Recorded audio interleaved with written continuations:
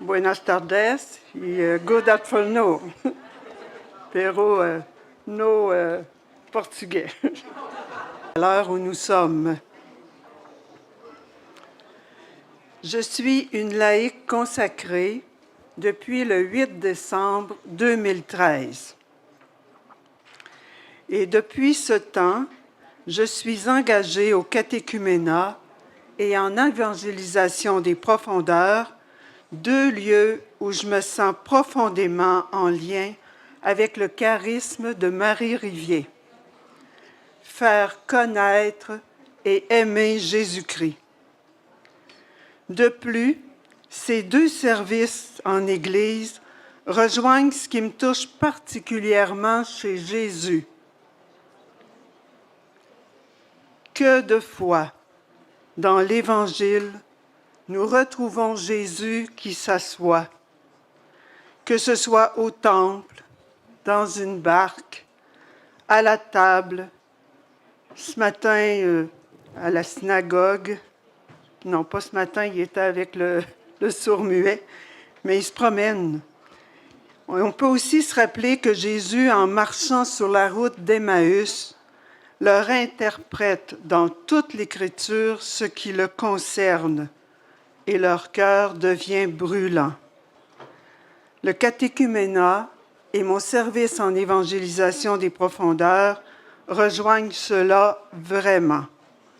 Cet après-midi, sachant que quelques-uns, peut-être plusieurs parmi vous, sont déjà familiers puis profondément engagés au service du catéchuménat, je veux simplement revisiter avec vous quelques éléments qui, pour moi, sont un ancrage au sein de ce service. Dans les documents de l'Église, on dit que le catéchuménat, on peut le décrire comme une première évangélisation qui aboutit à un acte de foi. Personnellement, de vivre le service du catéchuménat me permet d'être témoin régulièrement de l'œuvre de l'Esprit Saint. Dans la revue La Croix du 5 mai 2025, Bruno Dumont écrit « Pour la plupart, les catéchumènes sont en recherche d'un phare qui montre le chemin dans les ténèbres. » Un phare qui montre le chemin dans les ténèbres. Je suis toujours fascinée par comment l'Esprit appelle. Le dernier groupe que j'ai préparé, il y avait 4 personnes pour le baptême à Pâques. Un de ceux-là avait commencé la catéchèse avec Sœur Yvonne du Sénégal quand elle était avec nous au Québec. Ce jeune homme-là, en rencontrant Jésus, est devenu sobre. Aujourd'hui, il se prépare à être papa au mois d'août. Alors, il y a quelque chose de vraiment changé dans sa vie.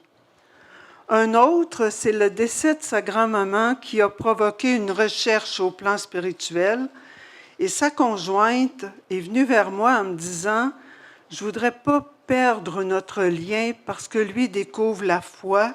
Moi, je ne connais très peu de choses. » Je lui ai simplement dit « Viens voir et tu verras si c'est quelque chose qui fait sens pour toi. » Une autre personne a fait un songe. Elle est d'origine musulmane. Dans son songe, on lui présente le Coran.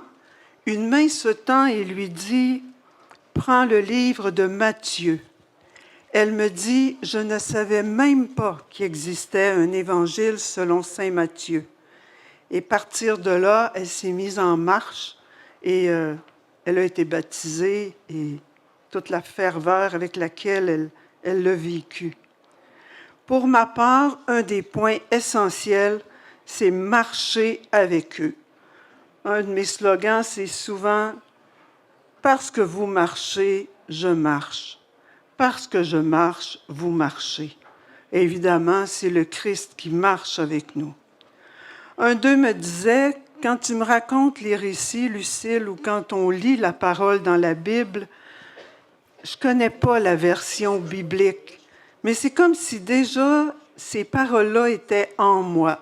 Alors, spontanément, Google nous aide là, à être rapide.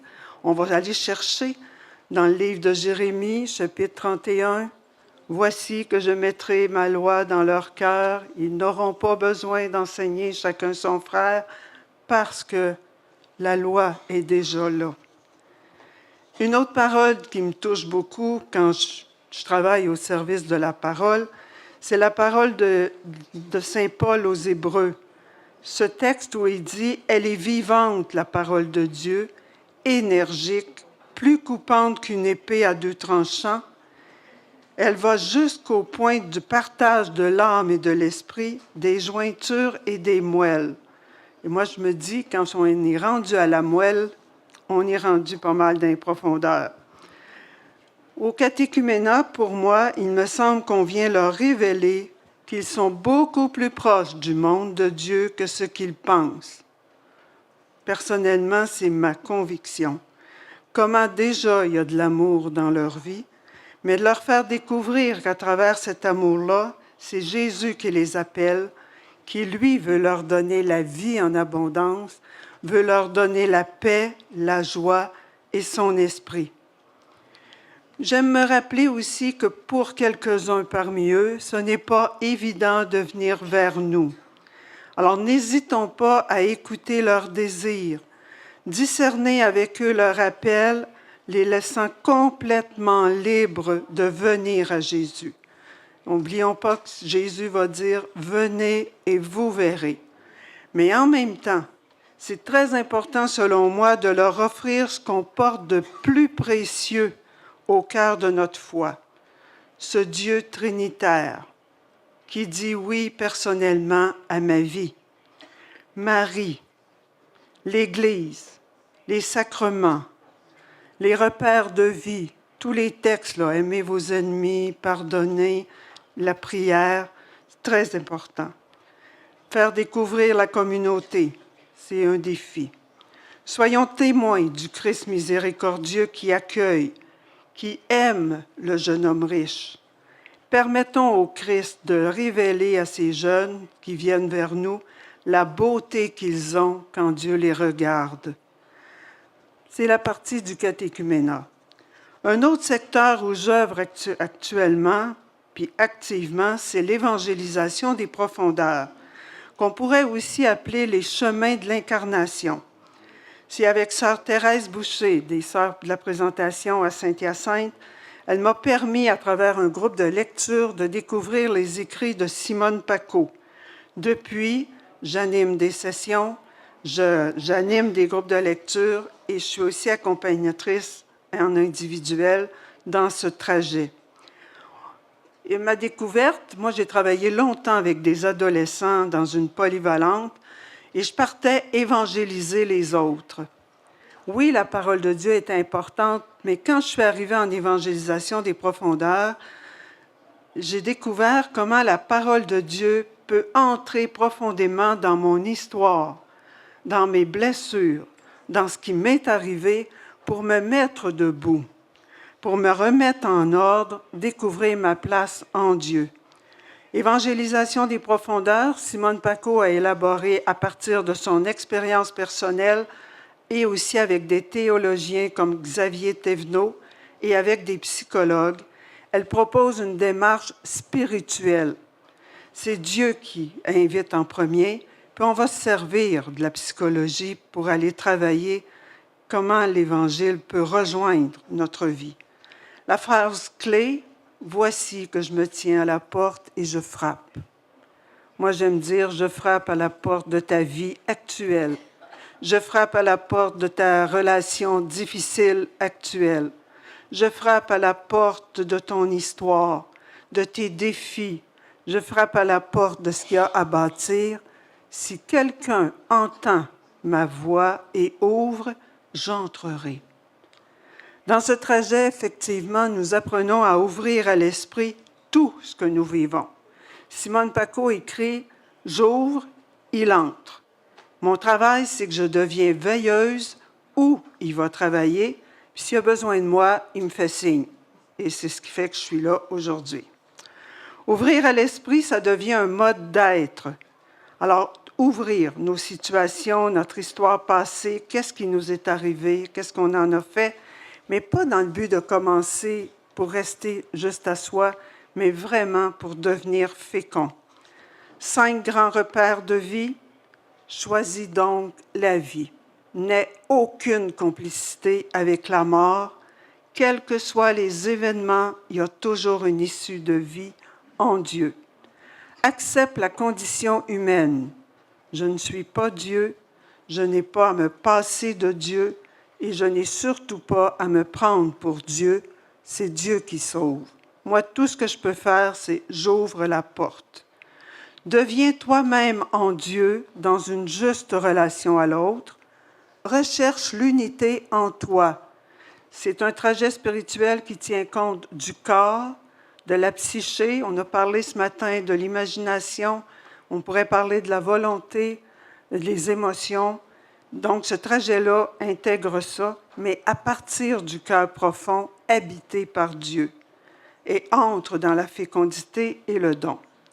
En Europe et au Québec, en Zoom aussi, il y a des sessions, il y a des cycles, il y a des groupes de lecture.